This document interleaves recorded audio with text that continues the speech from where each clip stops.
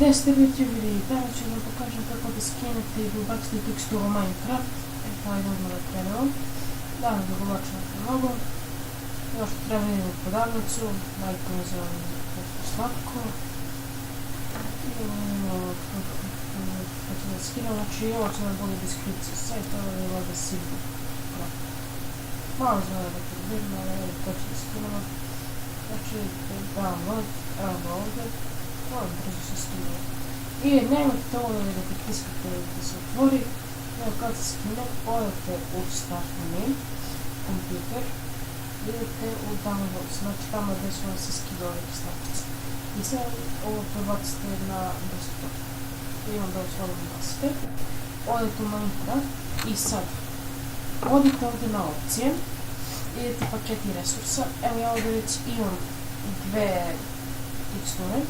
Idete ovdje otvori fasciklu paketa resursa. I ovdje je sada ovo ovdje, ja već ovdje imam 3 kako sam rekao. I samo ovo izbrišem, ovo ne radi. Znači sam ga lošo što prebacio. I sada samo ovo prebacite ovdje. I bacite. Idete gotovo. Idete gotovo. I sada idete opet opcije, paketi resursa. I evo ga. I prebacite glavu, to je jednostavno, vidite gotovo. Evo vidite, odmah se promeni način, gledajte kako izgleda malo drugačije. Mada nije nešto mnogo drugačije, ne znam, teksturu nikad nisam ubacio. Evo sad će vidimo kako izgleda. Eto.